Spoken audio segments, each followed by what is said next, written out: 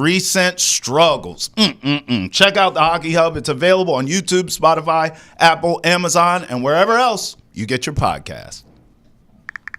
All right, here we go. Let's get to chatting. Get in here. Boston has entered the chat whenever, wherever. Travis Thomas here with Kasey Hudson. Thank you. Oh, I hope everybody sees the shock on my face. I was asking for that intro. I was asking for it, and you hit it. You hit it hard. Yeah, all right. I mean, we're going to take this conversation whenever, wherever. I just figured off the top was the right place to do it. You know, let's just set the tone right away. And we always say we want to set the tone with you, so get in here. Boston has entered the chat, is interactive, so email us, thechat@nesson.com. You can also tweet at us using the hashtag NessonChat as well. How are you? Are you coming down from the Super Bowl high? You know, I want to say that I am, but like there was parts of the Super Bowl that didn't feel so high. So it was like I'm coming down from after the Super Bowl. What did I just watch? That quick processing, and then you do your whole nighttime routine, and then you're like, wow, I went to bed at 1 o'clock in the morning for what reason? For what reason? I know. Well, coming up, Case and I will gamble heavily on next season's Super Bowl. So this one's over. We'll look ahead. Yeah, early look ahead, and we'll gamble on it. It ain't too early. Don't judge us, okay? Plus, we'll predict our top 10 teams in the NFL next season as well.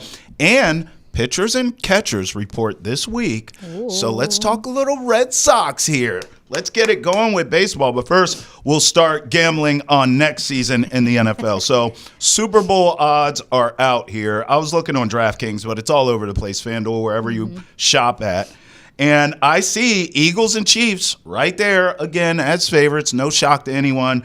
Eagles at most shops are the favorite, followed by the Chiefs, Ravens, Bills, Lions, Niners, and Patriots. Oh, well, Niners, Patriots, it should be noted, 80-1. Some places 100, 120-1. So a lot of disrespect there for the Patriots. We'll get to them later. Let's talk about the heavies, though. I mean, I guess if you were to bet the Super Bowl right now for next season, are we looking at a rematch here? Are you thinking Eagles and Chiefs? Who would you have? You having the Eagles repeat? You having the Chiefs get back to the promised land? What do you got? I'm not touching the Chiefs on this one. I'm gonna say that there's quality work that needs to be done in the offseason for this team. In the beginning of the season, you thought, okay, this is awesome. The Chiefs have so many targets. They have so much versatility to attack with a brilliant football mind. But I feel like defenses are going to take a page out of last night's book, and they're going to look at ways to minimize that target share and do so in a well manner. Sure. And plus, I've been that person who's been sick of seeing the Chiefs in it anyway. Eagles have a strong chance here because something else that popped out last night was the battle of the trenches. So when you're looking at a team that's not going to have too much turnover in their trenches, that's a team that has the capability of making a repeat. I know we want to see somebody else arrive in the AFC and get into the mix. Gosh. Like, is there a team here? Because I can't talk about the Bills anymore. Well, like they just beat can't everyone, do Case. it. Mahomes has beat all these guys. He's beat Allen. He's beat Lamar.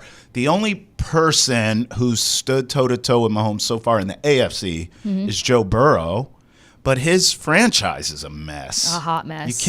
They can't protect him. Yeah. There's no offensive line. So, sure, Jamar Chase and Joe Burrow are exciting, but you can't stop anyone on defense, and then you can't protect Joe Burrow. Right. And then on top of that, some of the conversations that have taken place over the course of the few weeks is, will Jamar Chase even stay a Bengal? Good point. Yeah. So now we don't even know what kind of arsenal Joe Burrow is going to be working with. So, keeping that in mind, you're probably largely going to see the Chiefs going back to it. I don't know what the Bills have to do at this point to finally surpass that point. Yeah. Because they just kind of shoot themselves in the foot with some of this stuff. So for the most part, Eagles can be in the mix, but NFC I think is going to stay hot and heavy as like probably being the champs when it comes to the Super Bowl situation and conversation. Like we're talking about a number of teams that can get in here and make it interesting for or versus the Eagles, and I actually think the Commanders could be one of those teams. Yeah, I mean Jaden Daniels, what he showed us in his rookie year.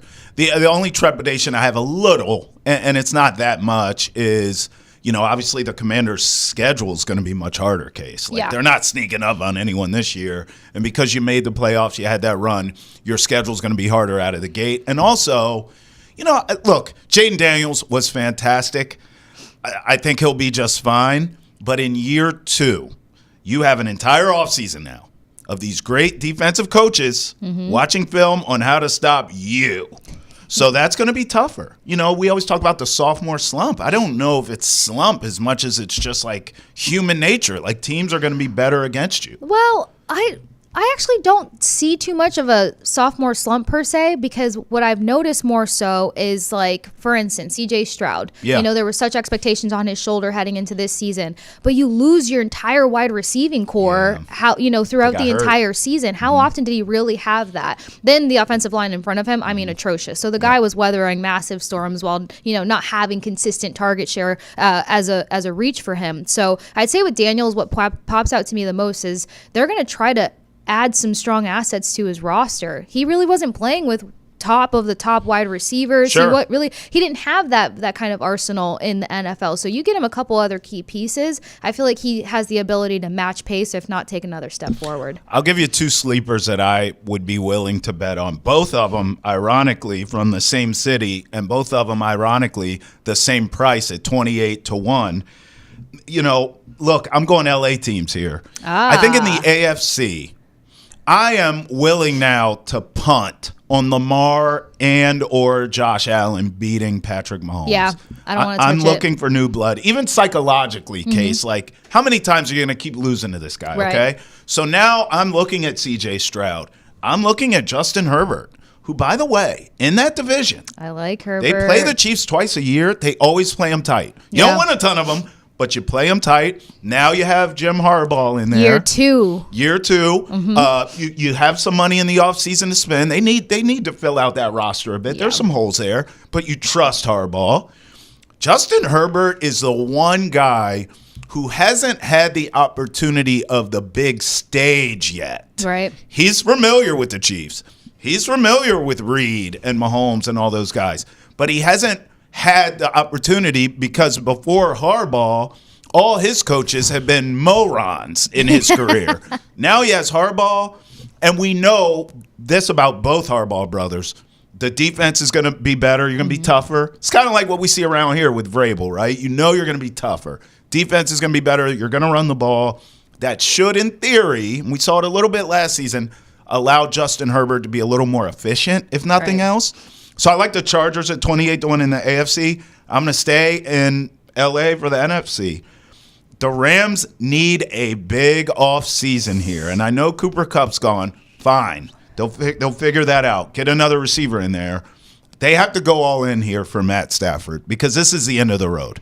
He is 157 years old. Do you think Stafford sticks around? Because did you see his wife's interview? I know. I think so. I think he comes back for one more, which is why I think as a franchise, the Rams are like, we gotta do everything we can to get one more out of this dude before he retires. I think it's just too many pieces, especially if you lose. If you lose Cooper, then you're looking at a guy who's been the staple piece of that offense. Like, you can just tell how dependent they've been on execution surrounding him. Now, we saw a lot of good talent step up when he went down injury-wise, and we saw them have the capability to be a little bit more versatile. I just still think it's a little too many pieces. You've got to secure that offensive line. You've got to have a consistent running back in the mix. You've got to see what's going to go on with your wide receiving units. They just have too many pieces that I think they have to actually get firing on all cylinders to properly compete. I'm not going to take away the fact that they got further than people expected them to get after having an injured roster all year long. But I love the Chargers take. I wouldn't touch the Rams right now. There's just, it feels dramatic for me. But Chargers definitely year 2 under Harbaugh. Like, he's the kind of guy where you talk about strategy. He's going to bring in the pieces to uplift Herbert, and that defense is only going to get stronger. And I look at some of the top teams in the NFL that they competed with this summer. Yes, they did. Just a few misplays, just a few missed calls. That's a team that can go all the way. So I like that bit. How about in the NFC? So the Super Bowl next year is in Santa Clara. I see the 49ers here at 16-1. No. Okay. That was thank you and good night.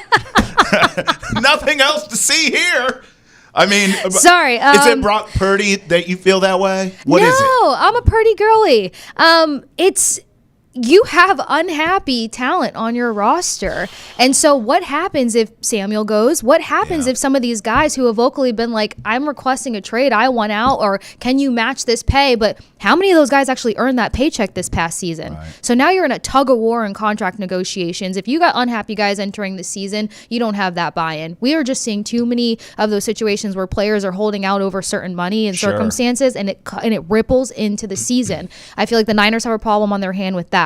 Number two, every team is expecting Christian McCaffrey, the Swiss Army knife, to be the answer to the Niners' problems. Then George Kittle, y'all know I'm a tight end girl. Where's his production been the past 2 years? Right. Even with injury being taken into the totality of it, they're only using him for a number of plays. It's not the George Kittle we saw in the mix 4 years ago. Mm-hmm. Niners, I'm off board with. Okay, so you mentioned Jaden Daniels that you like. Is there a sleeper in the NFC that you think could maybe push the Eagles? Because I know a team near and dear to your heart. Don't make fun of me. Oh, well, I know. I kind of figured it had to be there because the defense is really good. You're coached by a coach who has won a Super Bowl, and then we know that quarterback has a giant chip on his shoulder. Massive chip on his shoulder, so let's take it there. Tampa Bay Bucks, they are one of my sleepers because of a number of reasons. You've got a team that wasn't expected to even top the NFC South this year, and I get it, guys. NFC South is not really the most flattering of all the conferences, or the divisions, but more importantly, it's the fact that you get Chris Godwin back healthy. You got Mike Evans that's at the last leg of his career. They're going to continue to try to get him those 1,000-yard seasons. The trenches, we talked about Super Bowl being a battle of the trenches. Tampa Bay has that opportunity. They need to make some moves to bolster their defense again, but considering the health of the units there, Tampa Bay has the ability to compete. Baker Mayfield has a good cadence with everyone that he's used, veterans and rookies. Like, you got young guys coming into this that can help alleviate Godwin in the slot, Mike Evans at the wide out position, and then the young guys on the offensive line. So I like where they stand heading into the season. The biggest question is going to be the OC change, but I think that there's already a good rapport between Baker Mayfield and the new OC that they brought in. So they're primed in position to compete. And without injuries hurting them, they did compete with some of the top teams out there. They beat the Lions this past season, which was the top team to beat in the NFC before the Eagles kind of found their stride. Yeah, that's another team we haven't mentioned is the Lions, too, right up there as one of the favorites at 10-1. I think, maybe they can learn from their past playoff mishaps and put it all together. We'll see, though. At the end of the day, it's hard to trust the Lions. It's just almost a brand. You're just waiting for someone to pull the rug from them, and it always usually happens. Listen, I want to talk about the disrespect of this Patriots number. Let's talk. 80-1, 100-1, 120-1. What are we doing?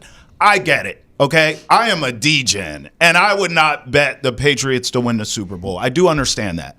But it should be 30-1, 40-1. The disrespect here of no shot the Patriots. Listen, have you seen this division? The Dolphins are soft. They can't play when it's cold outside. It's too cold. I've heard that the most. It's so cold. Like, what Take are they? them up north, They're soft. The Jets are a mess. I mean, they can't even That's not fixing itself anytime soon. It's like Rodgers and the Jets. They're divorced. What's going on there? And the Bills, I understand the MVP, Josh Allen. He's a bad man. I get it. But psychologically, we've talked about this. Again, how many times can you lose to the Chiefs over and over again and feel elite? Right. I think maybe that championship window might be closing a little bit.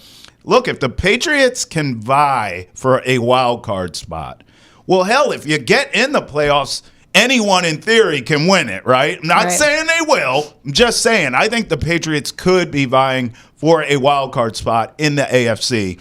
So 80-1 on 100-1 odds is ridiculous, Case. I think it's rude, especially because when was it? It was just, I think, about a week or two ago. I posted a poll. I'm a big fan of the polls, but I asked Patriot fans, like, with the changes to the coaching staff, do you see 1 to 3 years? Do you see 3 to 5 years, or is it 5+ in order for the Patriots to get back into this conversation? Not too many fans were far off from that 1 to 3 years, looking more at that 3 spot. But more importantly, I mean, look at quick changes that help you compete. offensive line, you got to protect May. You've got to give him time. And with the gap scheme coverage that McDaniels is known for, offensive line is going to be a huge point of correction so that you can at least get some sort of running back in there. I was chatting with Ethan about it too the other week. I'm like, since when's the last time they had that big backfield running back? So some small changes can put them in a better competitive position. So I do think the odds are just slightly rude. I'm not counting them out, and I'm not putting them past 5 years to get back into the conversation. Yeah, for sure. By the way, our producer, Ethan, is a D-Gen like we are. He wanted me to ask you this. Super Bowl champ Saquon Barkley, I had to put that respect on his name. There you go. His rushing yards props is already out for next season. This is pure D-Gen stuff right here. Saquon, would you go over or under? This is juice minus 110 either way, Case. Over or under 1,500.5 rushing yards for Saquon? I think I'd go under. You would go over? Oh. All right. Okay. This is gonna be unison. Ethan was right. We have a discussion here. There we go. I think I would go under because he had such a magical run in his first season with the Eagles. I actually think Jalen Hurts now winning MVP, getting that Super Bowl, I could see this offense revolving a little bit more around Jalen Hurts next season. Okay. A more balanced offense. This offense was not balanced this season for the Eagles. Now, it worked. They got the ring. But in the biggest game, they needed more from Jalen Hurts, right? And he delivered. Right. I think because of that, and we saw this a little bit with Brady, early Super Bowls, defense, just don't throw the pick, manage the game, make some clutch plays down the stretch, which he did, credit to him. And then over the years, it became Brady's show. I think in a way this is going to happen with Jalen Hurts, where it's like, okay, Saquon now, play action. Let's use him a little more as a decoy to open up the passing game. I think we'll see a bigger season from Jalen Hurts than Saquon next season. Okay, so I'm going to go with the over and against that only because I agree with what you're saying in terms of like there was no balanced attack here, but I feel like a lot of that played into, again, the injuries. I feel like I'm being repetitive with the injury situation here, but just considering how many star players were going out around the same time on each roster, it matters. So you've got wide receivers galore that just were not available for the Eagles, for one. The game planning in the beginning of the NFL season for the Eagles, let's be serious. I mean, a lot of people wanted Nick Sirianni's head on a platter because it wasn't panning out. Then you've got Saquon, and yes, you used him, but you didn't want to like immediately out the gate make it obvious that he was going to be your go-to. So I think now the strategy is going to come into play a little bit more clear. I don't think they're going to go back to using Jalen Hurts too much, only because when you start getting your quarterbacks into that over-scramble situation, you're begging for those blitz packages to come at you. They don't want him to get hurt. They need him to stay healthy throughout the season, and it comes back to the discipline. That's something that I was raving on Josh Allen about all season long. We saw a more disciplined player this year. So having not going back to him too much, I think is going to help him stay in a more disciplined manner, because we still saw that undisciplined Hurts in the first 3 weeks of the NFL season. Then Saquon starts really finding his stride with this team, and you see a more disciplined quarterback because he can take his time when it's time to air out the ball, and he relies heavily and can confidently go to Saquon Barkley when he needs to. So I think Barkley hits this over. I think they just find a more versatile way to get him involved. They get some other versatile plays in the mix so that the run game can open up, because they've got a great offensive line, and they want Jalen Hurts to just continue to develop into a mature quarterback. Well, we want to hear from you. Who would you bet on? Email us at chat@nesson.com. You can also tweet at us using the hashtag NessonChat. We'll have more football talk later on in the program. In fact, if you're enjoying the football discussion right now, be sure to check out Nesson's Patriots podcast, Foxborough Rush, every Monday, Wednesday, and Friday. The NFL's offseason is in full swing now. Patriots have a truckload of cap space and the number 4 overall pick in this year's draft. Foxborough Rush is available on YouTube, Spotify, Apple, Amazon, and wherever else podcasts are found. All right, for now, Case, let's table the football talk, although we will come back to it. And let's get into what's trending. You know how it goes. 3 topics, 3 minutes each to talk about each one of these. So Trae Young, we'll go to the NBA, is replacing Giannis Antetokounmpo in the All-Star game this weekend. When I first saw this, here's a tweet right here, Trae Young replacing Giannis in the All-Star game. When I first saw this, I thought, well, he should have been on the damn All-Star team to begin with. And then the first question anyone asks when you kind of take that angle is, okay, Trav, if Trae Young's on the team, who are you taking off? And usually in these discussions, it's hard to take an all-star out of the mix. It's like pulling teeth to say, well, I don't know if this guy or that guy, I can't take him off the team. In this case, it is as easy as a hot knife through butter. Tyler Hero, you don't belong, okay? Beat it. Get back to South Beach. Trae Young should have been there over you to begin with. So even though Giannis is out and Trae Young gets a chance, I mean, it's overdue. Trae Young should have already been there. Who wants to see Tyler Hero on an all-star team? How's no one sound? Now, there's two angles here, Case. I think Giannis being out is smart. He could have played through this. Right. It's like a nagging calf injury.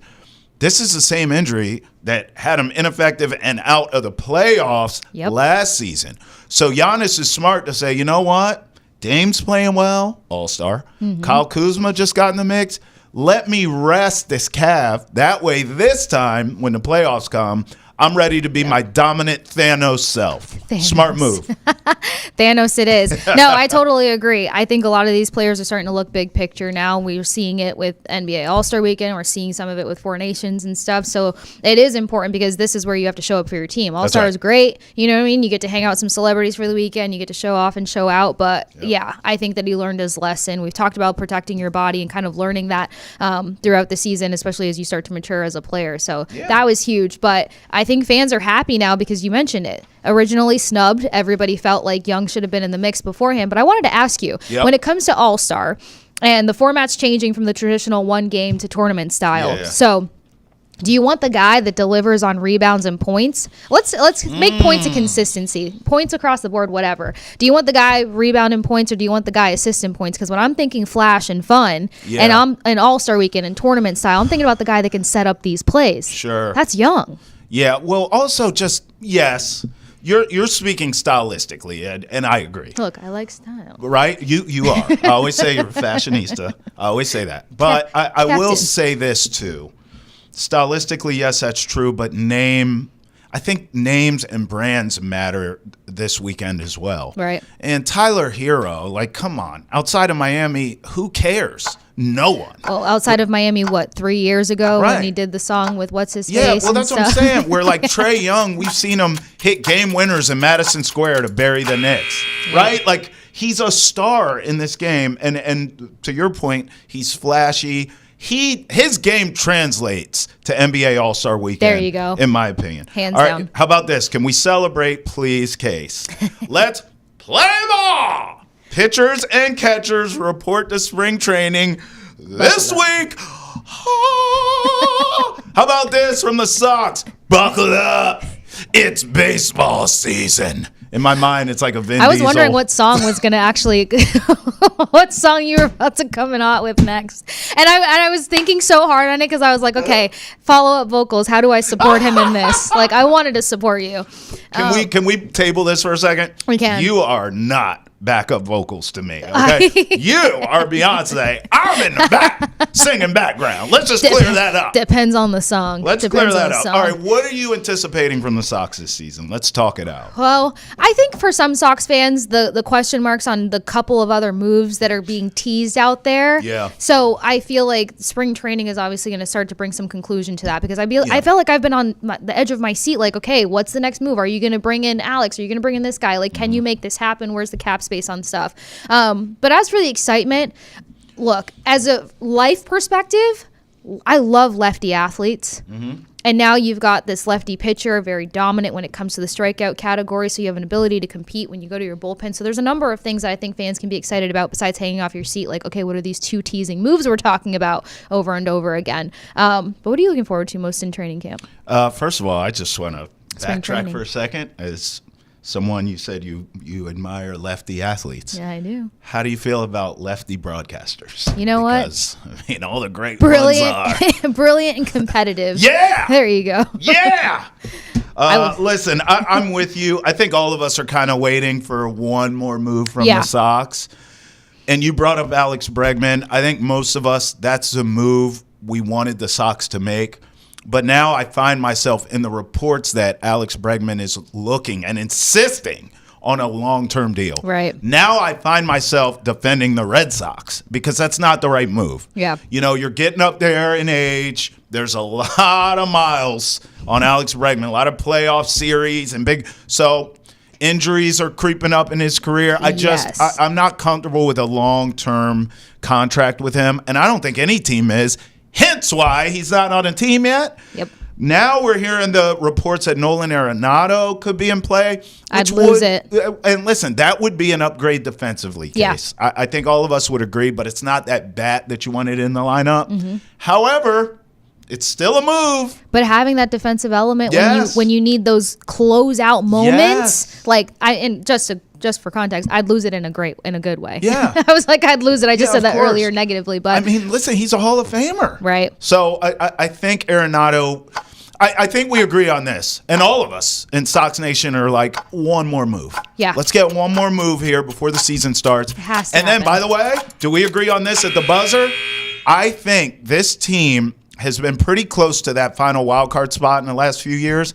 I think one more move here could push them over the hump, and I anticipate, as long as they're healthy, but you say that for any team, right? As long as they're healthy, the Sox should be fighting for a wild card spot as well. Yeah, well, that's why I say that Arenado has something to offer in terms of like that defensive element, that closeout, like helping aid that closeout ability. Because there was just a number of games that slipped past the Red Sox like this. All right, for the last What's Trending, we go Captain Obvious here. And I pose the question. Should the Monday after the Super Bowl be declared a national holiday? Now, here's the tweet here for our listening audience that can't see it. Society, if the day after the Super Bowl is considered a national holiday. That's the caption. The picture, folks, is a futuristic euphoria. I mean, it's just beautiful. Everyone's happy. It is a pure utopia. And yes, it should be a national holiday. It is a shame, a travesty, a mockery that we've lived this long and had this many Super Bowls. Do you know how hammered I have been on Super Bowl Sunday only to wake up Monday morning seeing triple, head thumping like I had been in a fight with prime Mike Tyson, not the one we just saw, not the old man. I'm talking about Iron Mike. Okay, my head is thumping, and I've had to go to work because I'm a soldier like that. That needs to be a holiday, and everybody knows it. Yeah, that tranquil picture was just actually like too. It was very nice. Yeah, and such bad bait there. But you think about all the legwork that goes into putting together the perfect Super Bowl party, and then if you're hosting, like your duties start at 7 a.m. Honestly, and you're not done until 1, 2, 3 o'clock in the morning. And facts. Most people, you can't go to bed with a dirty house, or even if you're like leaving your friend's house, you got to get all the way back home. Like like you're not leaving right away. So it's a long day and night. It needs to be a holiday. You're prepping for it like it's Thanksgiving. Yeah, can I ask you this with 1 minute left? You have covered a lot of Super Bowls, but I am curious. On a non-work, I don't have to cover any teams. I have the day off. What is Kasey Hudson's Super Bowl Sunday like? Like, are you a hoster? Do you go to parties? Do you watch alone? Some of me feels like because you're so dialed in, I feel like I could see you being like, I don't want you, maybe a select few people, but you watch it with a tight circle. I watch with a tight circle, but I am the host. I am the hoster. Oh. Yeah, it's just I can't help it. It's the mama gene. My mom has always been hostess with the mostest. So for me, it's the cooking. It's the what can I be creative with and creating. But like you keep that circle tight. You don't have to make food for 500. You make food for 10. Well, I also the other reason I feel like you keep the circle tight is because there is nothing worse. I'm sure you've been here. When you're at a Super Bowl party that's too many people, some of them don't care about the game. Some of them are only there for the commercials. Some are there for halftime. Some don't even watch sports. They're just there because it's something to do. And it's just like, yep. And you can't like focus on the game. So there's that. But because anyone that knows my job, there's also the people that like want to ask you questions that are like put you in work mode when you're just trying to chill. That's annoying. Yeah. Like, if I get up to, like, refresh something and somebody's like, did you catch that? What's your opinion on it? I'm like, dude, I don't know. Like, come on. Yeah. I'm off the clock at the moment, so I'll catch it tomorrow. Well, I would say I'll come to your next Super Bowl party, but the reality is we'll be here forever doing this. Yep. Every Monday. In fact, you know what will happen, Case? They will change this to a national holiday. All of America will be off, but Case and I will be talking to you. Yes. And I'll be like, I'm so hungover. We're trying to make it a holiday for y'all, but it'll never be a holiday not for us. Mm-hmm. But hey, we're not complaining. This is what we do. In fact, if you're enjoying this conversation, be sure to tune in Monday through Friday right here to Boston Has Entered the Chat. Great program. We talk about all the latest news and sports in Boston and around the country each and every day. You can find us, in fact, on YouTube, Twitch, Spotify, Apple, Amazon, and wherever else you get your podcast. All right, Case, I teased that there would be more football talk, and I deliver. I saw this, ESPN, the infamous. How about this? Way too early, of course it is, NFL power rankings, okay? Now, I'm looking at these power rankings, and I am so confused. And we'll go through them here with our own rankings, and we can go 10-1 to kind of build up suspense. All right. But I'm looking at this. ESPN has the Chiefs number 1. Did I miss the Super Bowl? Did you fall asleep? I mean, hey, it's happened before, Case. Case, it's happened before. Chiefs number 1, Bills number 2. Lions number 3. Where are the Eagles? 4th. ESPN has the Eagles 4th. Oh, they didn't lose by a fluky field goal here. And they didn't win by a field goal either. They didn't win by, they beat the Chiefs' arse. Mm-hmm. Why are they 4th? So I tell you what. Here's a list quickly. Chiefs, Bills, Lions, Eagles 4, Ravens 5, Commanders 6, Packers 7, Chargers 8, Bengals 9, and the Vikings 10. So I did my own damn list because they ruined all this. I'll start with 10. I went Rams, and you and I just talked about this and kind of debated it earlier in the show. But I still feel as though where ESPN has the Vikings, I have the Rams. Because if I get McVay and I get Stafford and that young defensive line, we talk about that Eagles defensive line. My goodness gracious. Jared Verse and them young Thundercats that the Rams have are really good too. If I can get that, I get Puka Nacua, and we'll see what else they do at wide receiver now. I'll take my chances, especially if you kind of know. I think my guess is Stafford's going to be like, this is it. This is the last dance right here. I'm getting old. This is my last chance. I think the Rams, as an organization case, go all in, get him what he needs. I'm going Rams at 10 here instead of the Vikings. Get the Vikings out of here. Okay, so say that we play devil's advocate, sticking with sticking with the West. Yep.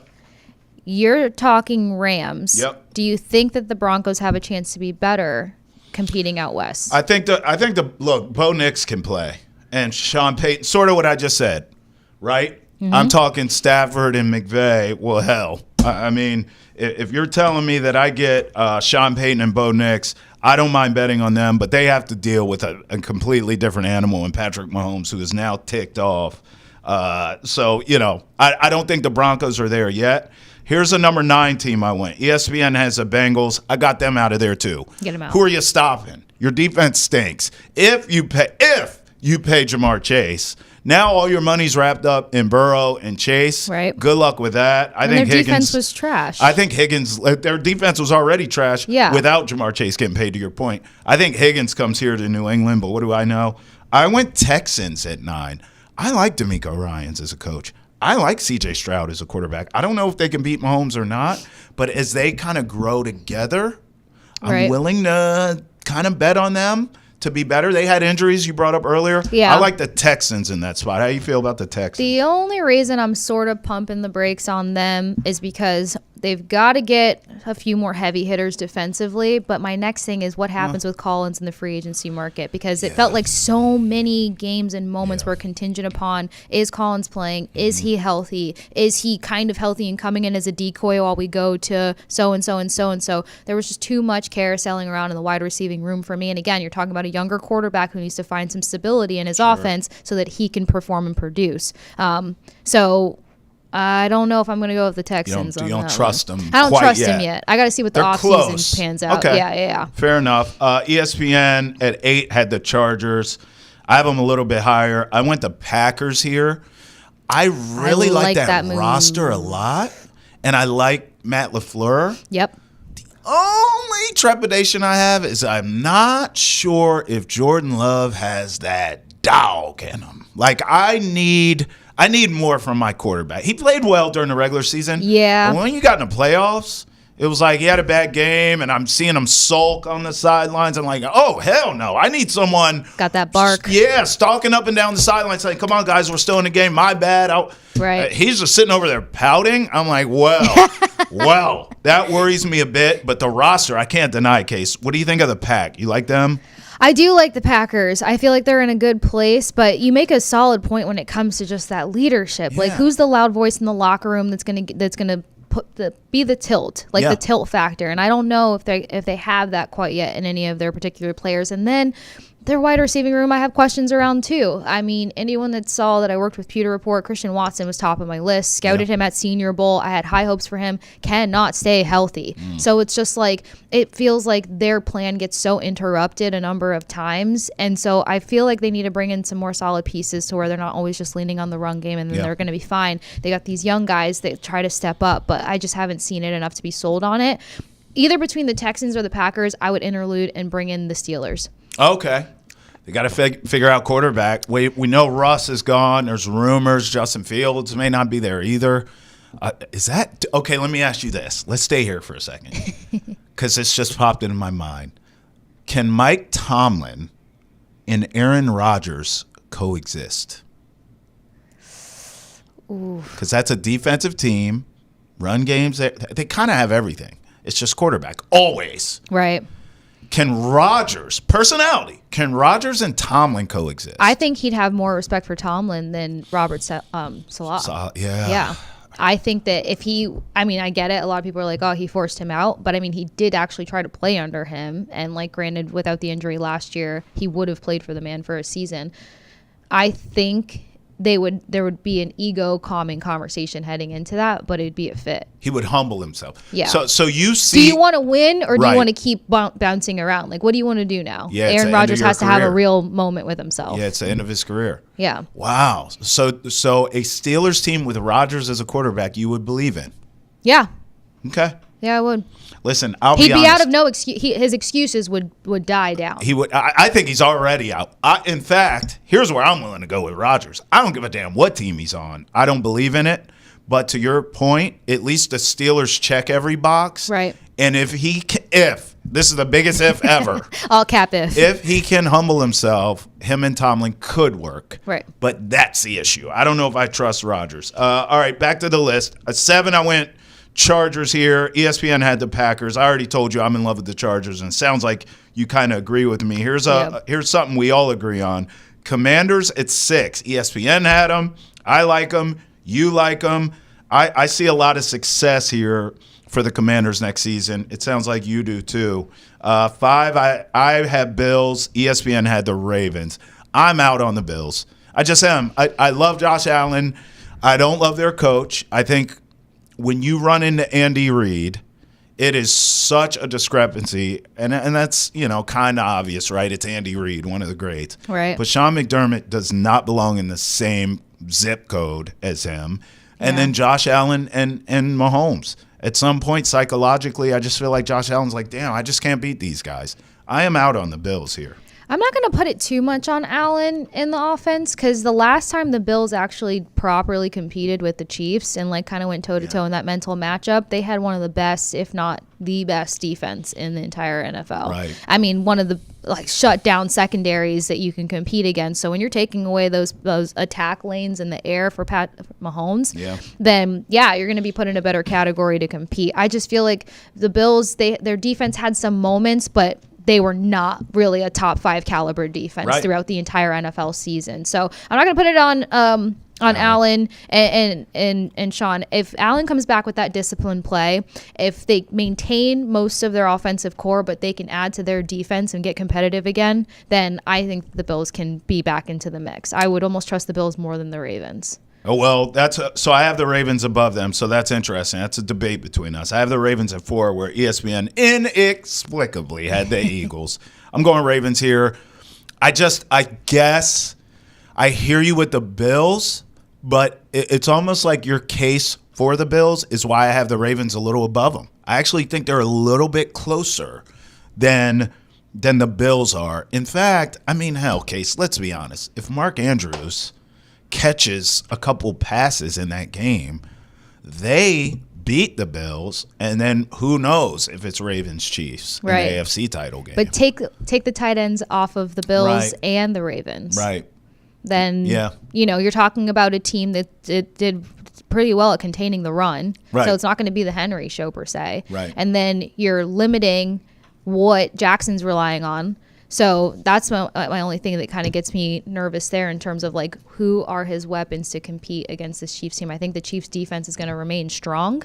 I'd even be nervous to see what they add, honestly. And plus some of those knee things and some of the injuries we saw tweak up in the game on Sunday. But outside of that, I just feel like revenge-wise, it's going to bite harder for the Bills. All right, I'm going to give you my top 3 here. Spoiler alert, I have the champs as number 1. What a concept. Before I get to the 3, I do not have the Bucks in my top 10. I know you're high on them this season. Am I making a mistake, or are they not in your top 10? You like them as a sleeper, but not necessarily top 10 in the league. I'd replace the Packers with the Bucks. Okay. Honestly. Right. Yeah, that's... Yeah. You want to talk about a dog? Like, you've got Baker Mayfield. Confirmed X-ray dog. You've got Chris Godwin, confirmed X-ray dog. You've got Mike Evans, confirmed X-ray dog. You've got, as long as Bucky sticks around, confirmed X-ray dog. You've got Cade Otton finally coming into his own as a tight end, confirmed dog. You've got a number of guys. Jordan Whitehead stays there, very versatile. Whether he needs to step in the box, wherever they need him defensively, he can do it. They need a big guy on the line. Yeah. They would need that complete like rip off your head X factor. They had Ndamukong Suh and like they beat Sue was, they had Sue and they beat the Chiefs a couple years back. They need that back in the mix up. But if they do that, I mean, you're talking about a team that's poised in position to compete, and then you've got that leadership, you've got that loud voice in the locker room. I think that the Bucs can replace the Packers. All right, let's get into my top 3 and let's see if you agree with me or disagree. I have the Lions at 3. ESPN, should be noted, had them here as well. Okay. And I think that's fair. Yeah. I love the Lions. I had a Super Bowl ticket on them in the preseason leading up to last season, and it didn't work out for me, obviously. But sorry. I thought that they would learn from losing to the 49ers in the playoffs before, and Dan Campbell was just rolling the dice too much on 4th down. I thought they would learn from that, but it turns out Jaden Daniels had a great season, and that's who beat them. I didn't see that coming. It's going to be hard to duplicate, that magical sort of regular season again where they get home field and they're the team and it's our time, guys. It's going to be tough to duplicate that. But there's no denying that this roster is just still so loaded. They lost both of their coordinators, Case. Defensive and offensive coordinator. That's going to take a while for them to figure out. But I think late season, it could actually work to their advantage. By the time they gel, maybe the Lions will be better off and sort of under the radar-ish. Right. A little bit of that pressure off. I have the Lions at 3. Do you agree with that? I like the approach of the flying under the radar because the conversation's been so heavy around the Lions for the past 2 seasons. Maybe that's what they need, a little bit of discount so that they can kind of finally come in differently. I will say, considering how many game plans revolved around Montgomery and then him getting out of the mix and then you lose your top dog on defense, like with that bite, Yeah, you're going to deflate a little bit. So I don't mind the number 3 positioning for this team. I think that the under the radar is a massive take to keep an eye on. But then also it's just like they're kind of like that Bills-Ravens battle right now. Like they have the capability. They've got the molding to get so far. But can they go further finally? Can they get over the hump? Yeah. All right, 2-1 is not going to surprise you. Chiefs at 2, ESPN had the Bills, and then I have the Eagles at 1. You know, the champs and all. ESPN still had the Chiefs as number 1.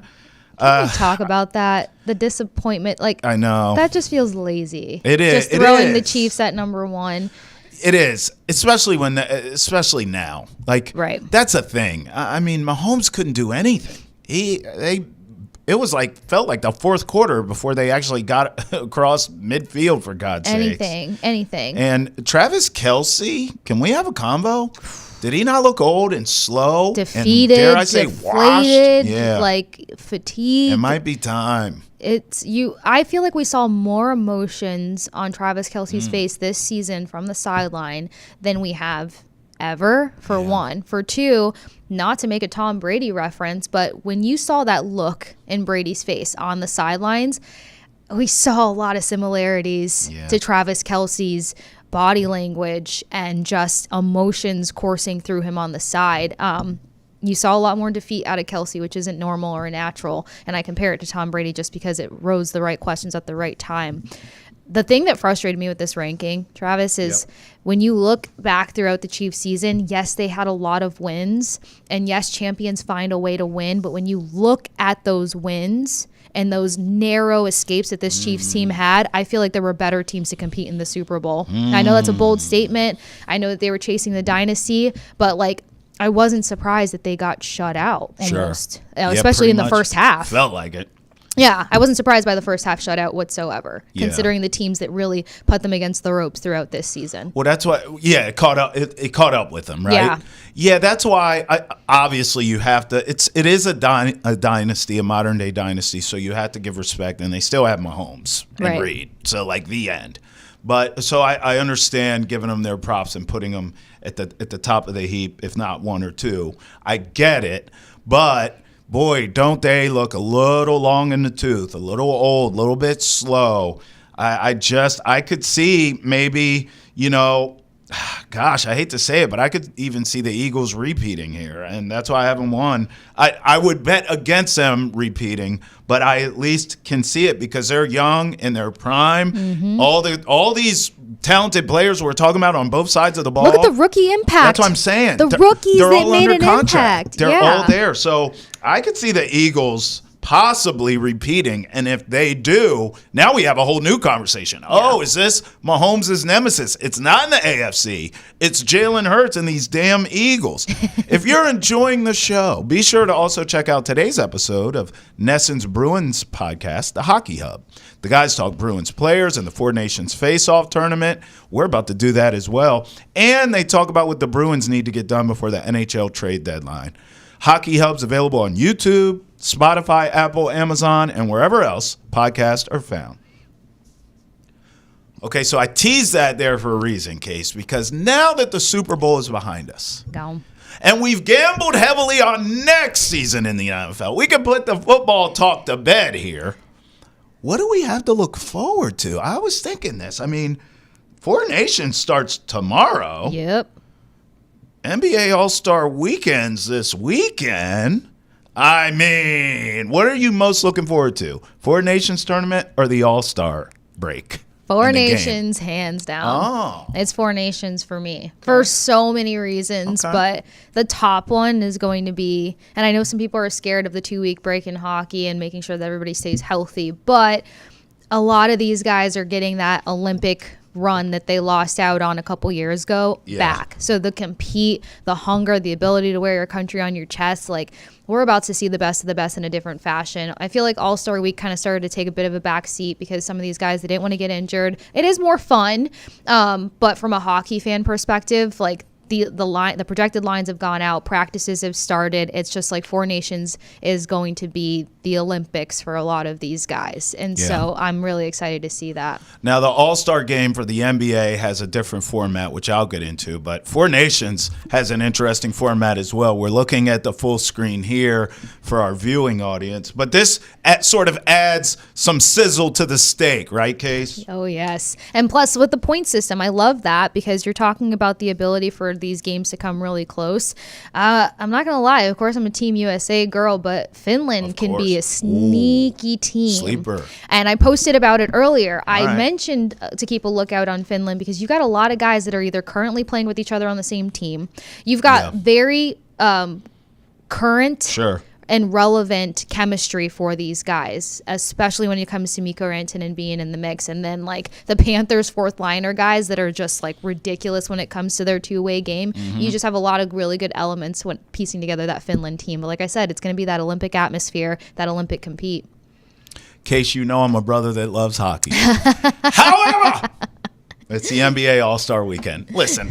And now Trae Young's in the mix. Right. I'm looking at a list right now, and you said this word, fun, and you're right. I'm looking at all the festivities for this weekend. I mean, my goodness, I know it's Valentine's Day, and I got to do something, but damn it, once that's over, I'm watching all the NBA stuff. Celebrity Game, Rising Stars, three-point contest, a slam dunk contest that you don't know any of the people, but they're still dunking. Then you have the All-Star Game where no one plays defense. And remember, while we're talking about format for the Four Nations, yeah, that's cool and all. How about the NBA changing their All-Star Game format? Now it's like a little mini tourney. Style. Team Shaq, Kenny, Team Chuck. It's going to be great. I mean, it's generating interest in the NBA, just like we saw every superstar ever get traded in the last week in the NBA. The All-Star Game, it's generating interest and ratings. I dig it. I like it. Is there a team roster you like more? No. I mean, they're all kind of even keel, the same. I think the thing I'm most looking forward to is a three-point contest. That's the one gift that keeps giving. I am over. You see what you're doing? You're reversing this on me. I know what she's doing. This is reverse psychology. There you go. But like, I'm kind of over the dunk contest. I'm not gonna lie. Like, I've seen every dunk in the world. No stars do it anymore. I'm over that. But the three-point contest, I've noticed, I still care about, and it's still cool, and it still translates well on TV. So I'm going to go All-Star Weekend here. Well, I feel like it translates to the game a lot, too. Yeah. When you get to that second half of the season, like those three-point hotters, those hot guys in the mix there, you're going to probably get more of a keen eye on, like, can they pull this into the second half? So, not to rub off on you, but I agree. That's fine. There we go. Hey, listen, we're watching both. Exactly. I'm watching Four Nations. You're watching NBA All-Star Game. Yes. It's a win-win situation here. And Valentine's weekend, add to the sweets. Valentine's weekend, add to the sweets. Amen to that. Well, that's it for us here on Boston Has Entered the Chat. For Kasey Hudson, for Travis Thomas, we always appreciate you for entering the chat with us. Actually, until next time when we ask you to enter it again. Peace out.